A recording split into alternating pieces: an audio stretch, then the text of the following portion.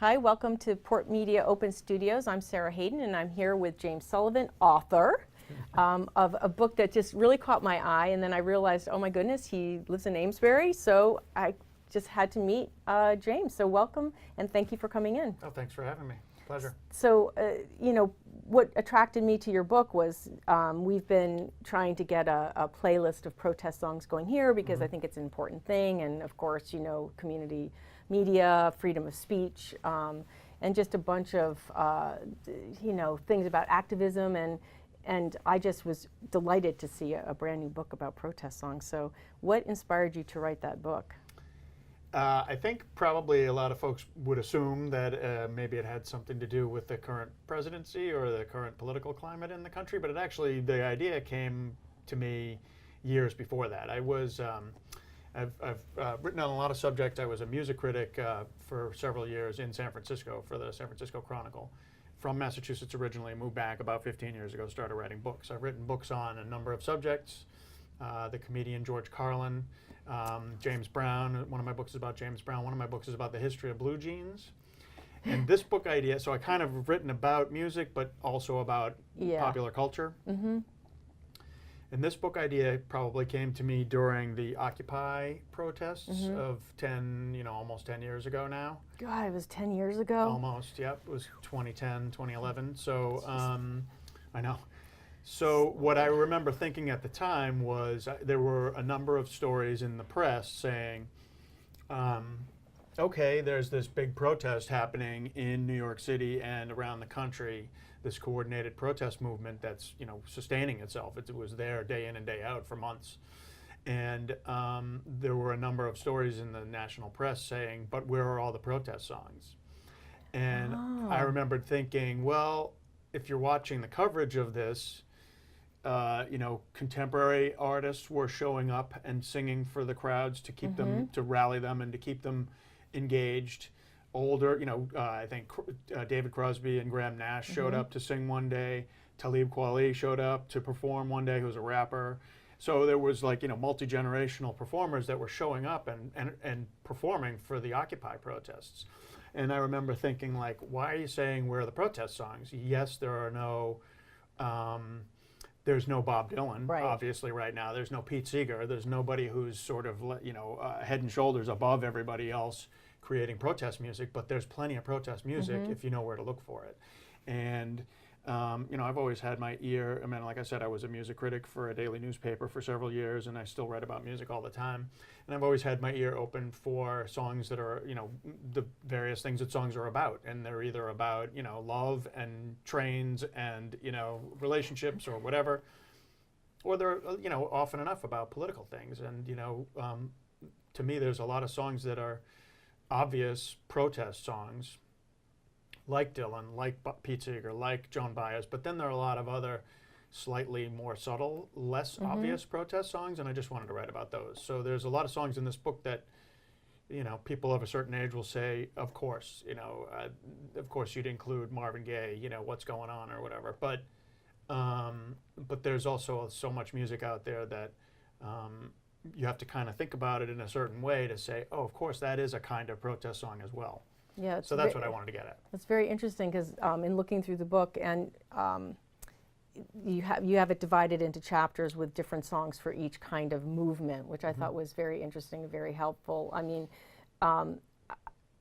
it's funny because I was trying to think. I thought, oh, maybe maybe I saw your book at the Jabberwocky or something, and that's where I saw it. No, that wasn't it. When I was just doing a little quick research before we came in here, I read that article When Red and Blue America Sat Down. Oh yeah.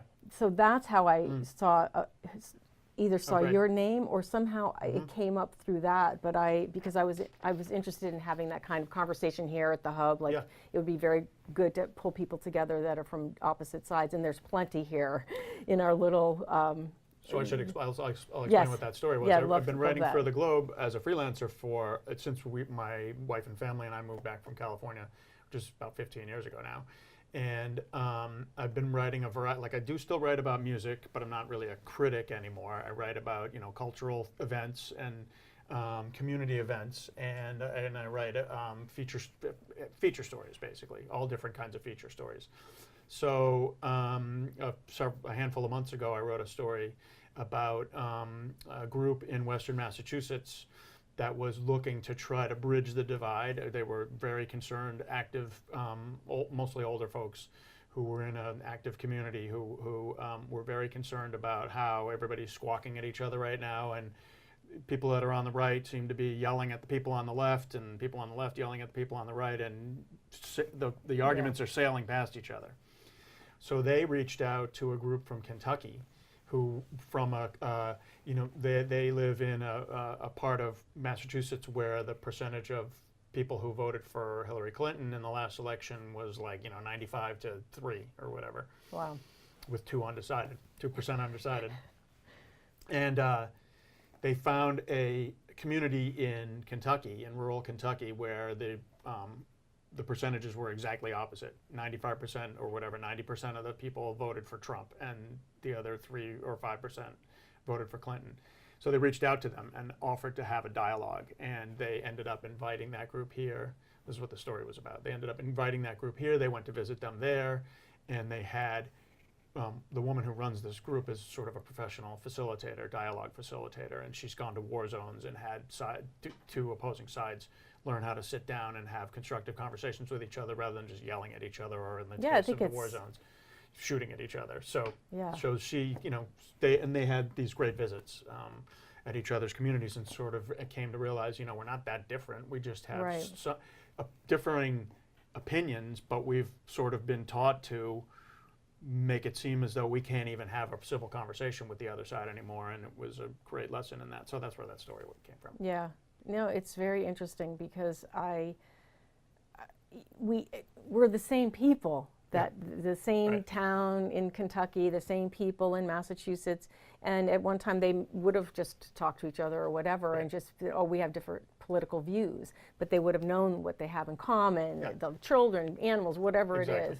But now it does seem like, people are so far apart that, we have to look at what's common, obviously. Right. That's what brings us together, and that's what... Well, as we're saying this, it strikes me as a little bit funny that, my book seems to be confrontational from, saying, which side are you on? Well, right, but and it is more progressive. It is. And it's sort of, not for lack of trying. I mean, I would like to have included a few songs from the other perspective, but there are very few. I mean, the left basically has all the good songs. And and the progressive movements have always used music to express themselves, whereas the conservative movements, for the most part, have not. I know, that's an interesting point, because it is. I mean, I've seen it. I have the stack here. That's Joan Baez, Pete Seeger, and then now too, they're the folk singers.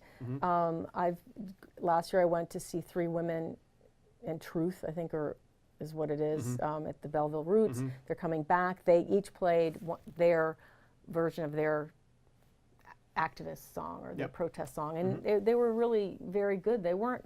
And some might have been about, more climate or whatever, birds. I can't remember the topic of all of them, but there is a sort of an interesting thing that it goes with progressive. We're trying to move something forward, move an idea forward from a position that's conservative, which just by the word is,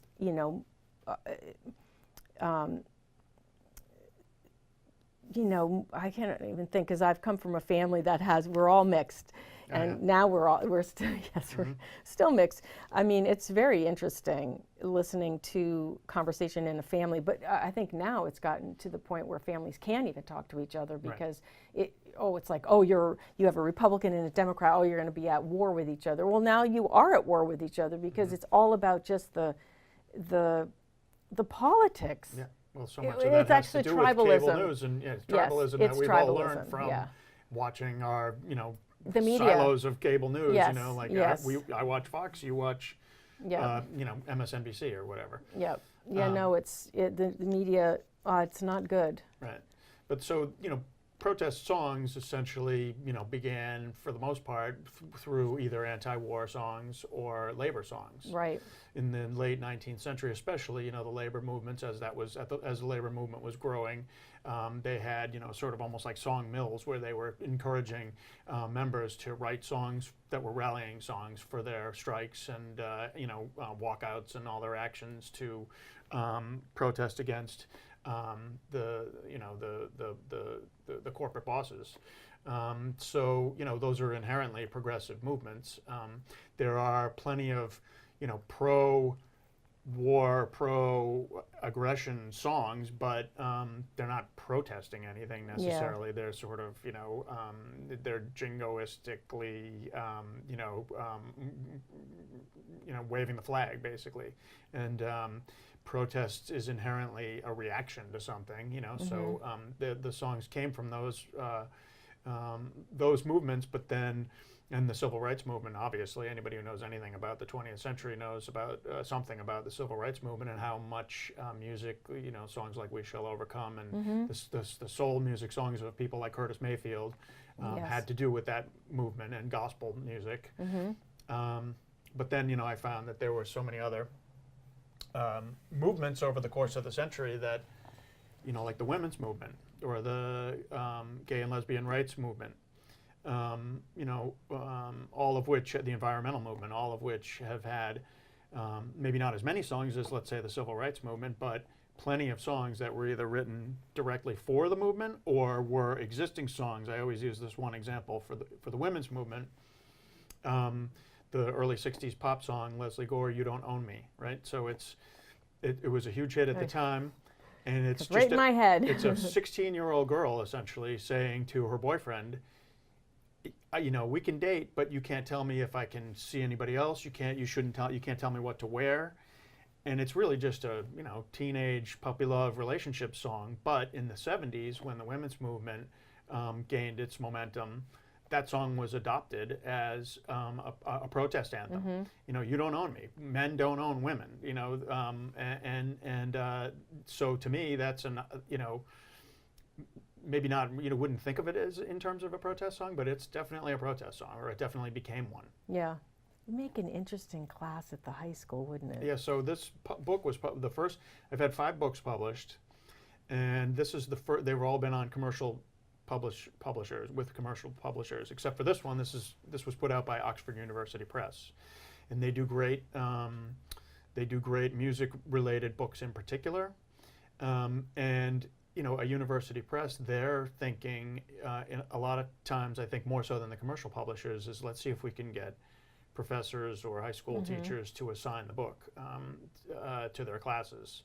So they have a little more of a long-term, I think, strategy as far as selling the book. It's a great idea because there's a lot to learn from the songs and just the different movements. Right. And generally, I have to, pause when I say something to make sure it doesn't sound like too,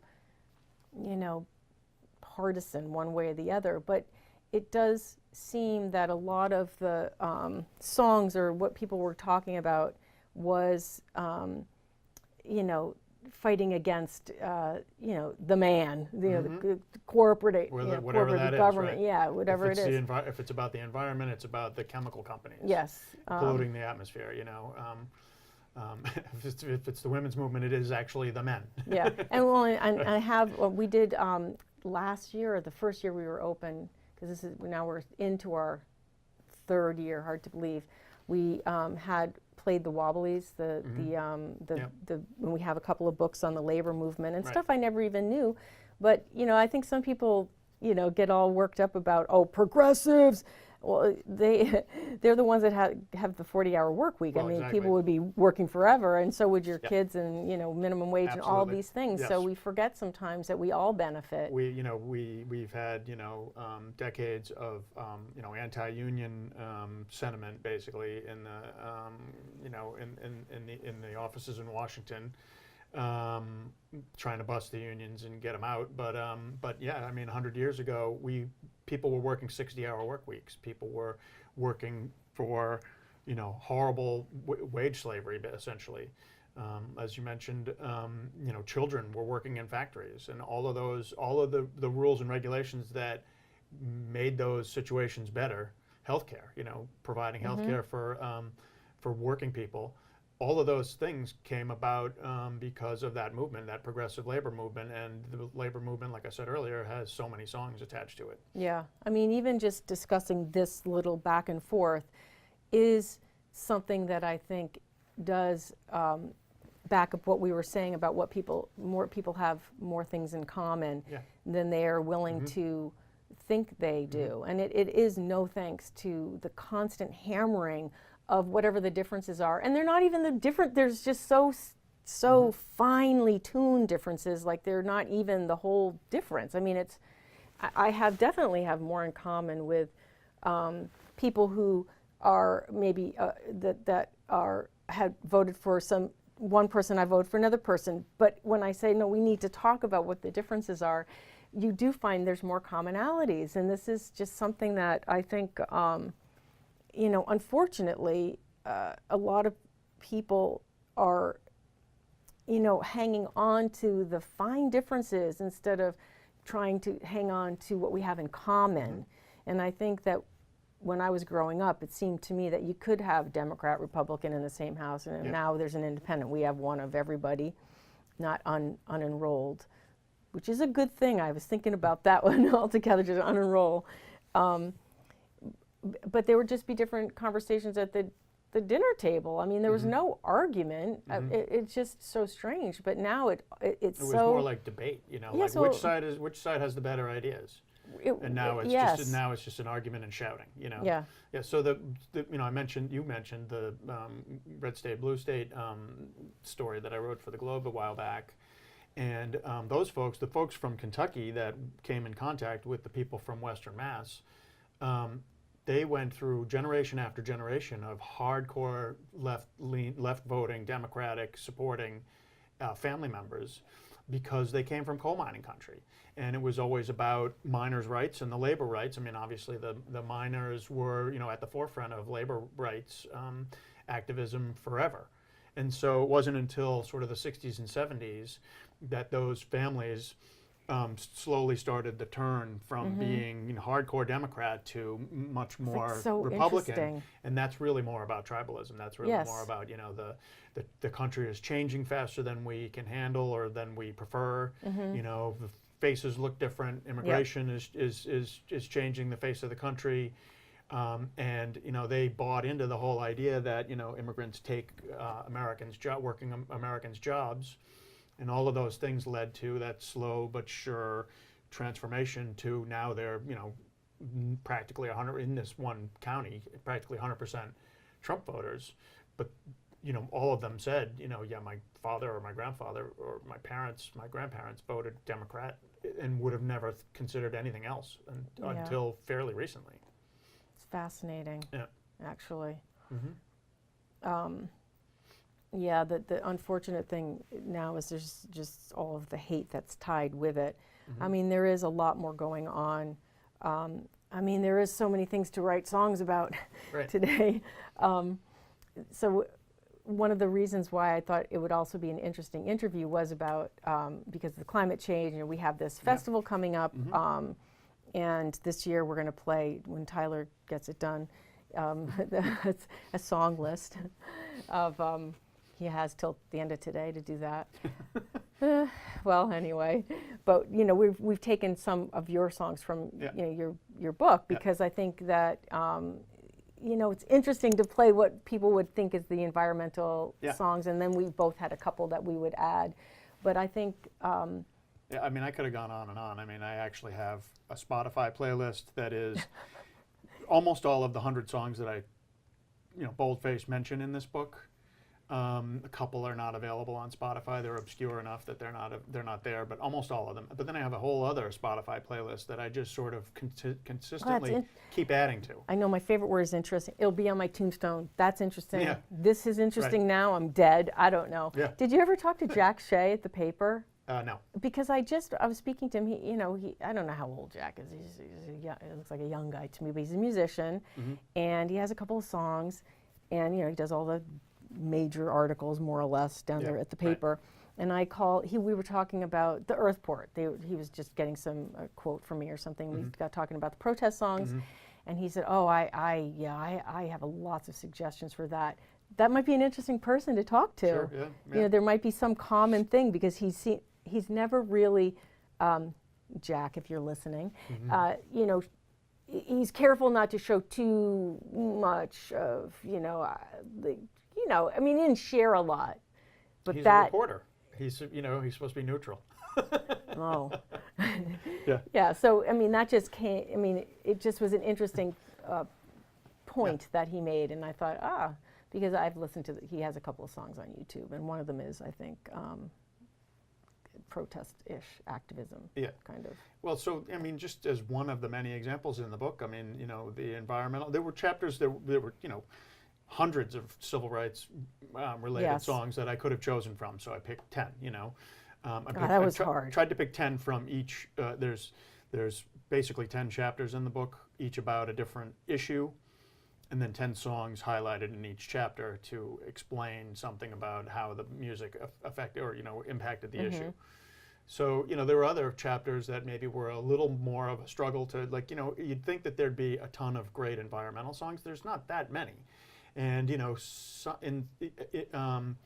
you know, in some cases I had to play critic, and, you know, I'm not going to include song X just because it's a lousy song. In fact, I just heard one of my kids was just playing sort of a pop, hip-hop, brand new song for this past Earth Day a couple days ago, and it was pretty lame. It was sort of like supposed to be the new "We Are the World" of the Earth, you know, the climate change movement, and it was pretty lame. So I tried to pick songs that were, you know, from a sort of quote-unquote critic's perspective, good music, but, you know, everybody has different tastes. There's all kinds of music in this book. Plenty of people would read the whole thing or listen to the playlist and say, love these songs, can't stand that one. But the environmental chapter, the song that I led off with, was actually written for the first Earth Day. Folks of a certain age will remember, and it's, you know, sort of classic folk protest music. Folks of a certain age will probably remember Tom Paxton, who was a pretty successful folk performer through the 60s and 70s, and he's still around today. He's in his 80s. He lives in Western Mass. But he wrote a song specifically for the first Earth Day called "Whose Garden Was This?"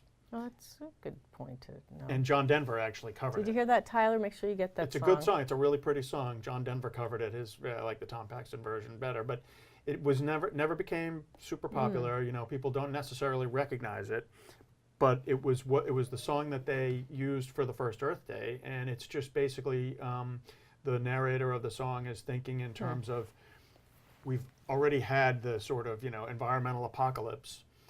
What's a garden? Like, you're gonna have to tell me what a garden is. You're gonna have to tell me what a breeze was, what a river was, because I don't know. We don't have those things anymore. We don't have a nature. When did he write that? In 1969. Yeah, that's very sad. Yeah, and it's just it's a very pretty, you know, it's not an aggressive song. It's just like a wistful song, but it's real pretty, and it's kind of a killer. You know, it kind of, you know, you listen closely to the lyrics and you're like, wow, that's, you know. Can you imagine? And now, obviously, more than ever, I mean, I have teenagers. You know, I think their generation is getting extremely agitated about the fact that, you know, our generation and the ones before us have screwed up the planet for them. And, you know, all this talk about, you know, is the planet going to survive another 100 years or 500 years or whatever, is, you know, rightfully really bothering them. So maybe there'll be a bunch more better Earth Day songs than there actually was the Lonely Heartstring Band, I think it was Belleville. They did a song, and I believe it was them that did the song. It was about birds, and it was so sad. Yeah.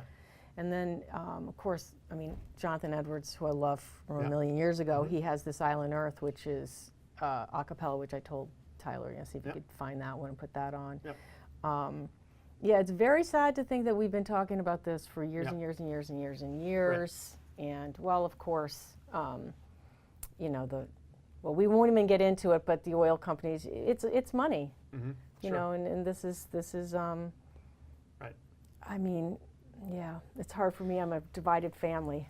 Yeah. Because it's like I said, there's reasons for that. Well, you know, when we're talking about this idea that, you know, people have a hard time talking to each other, I mean, that's where music comes in, you know. I mean, music is a community thing. And, you know, I think a lot of the older generation in the 60s, just as a for instance, began to understand the younger generation a little better when they, you know, ended up liking, you know, Peter, Paul, and Mary's version of "Blowin' in the Wind." You know, they probably weren't listening to Dylan when he was new. That was for the kids. But then Peter, Paul, and Mary were much more palatable to, you know, my father's generation, and they would hear a song like "Blowin' in the Wind" and say, "Okay, so I kind of see where they're coming from," you know, and it makes having those conversations maybe a little easier when there's music involved. Yeah, I think I agree with you on that. Music is something that can be shared by everybody. I was just thinking about that song recently, of how apropos it is for today. You know, it just can be so sad, some of the songs you're listening to.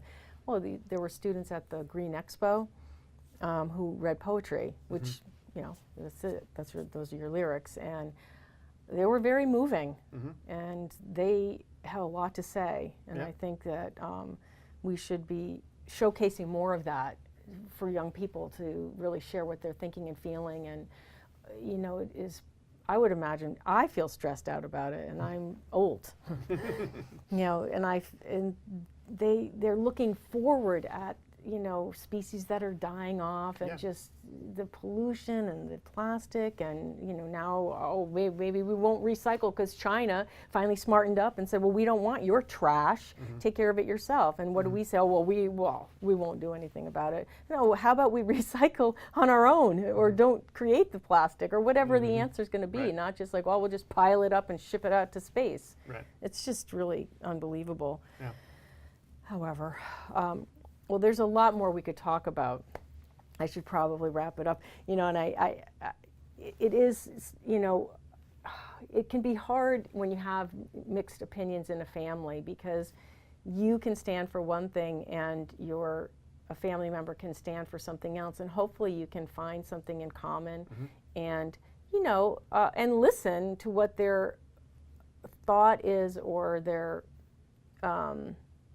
opinion, or their view, even if it's not something you agree with, but also be open to maybe being open to it.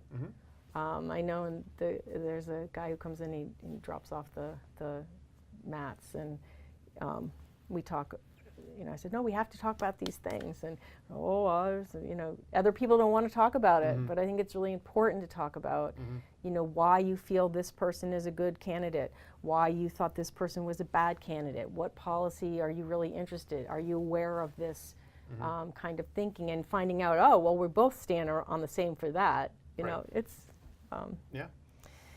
well, you're also in the literary festival. I think we'll get this show, probably will get up by tomorrow. I'm not sure if they can do it today. They probably can. But I thank you for coming in, and we could probably have another conversation at some point. My pleasure. Happy to do it. Thank you so much. Thank you for watching PortMedia Open Studios. And I don't know if they'll edit it, but there was a lot of funny business going on with our slide in the background. So, well, I didn't notice. Yeah, I mean, I think they'll try to fix it, but in case they don't, they were aware. It just was going on and off. But if you're in the community and you'd like to do some interviews here in my position and interview someone interesting like James, just come and join. It's very inexpensive, and you can sit right here and interview someone that you'd like to interview. So thank you for watching.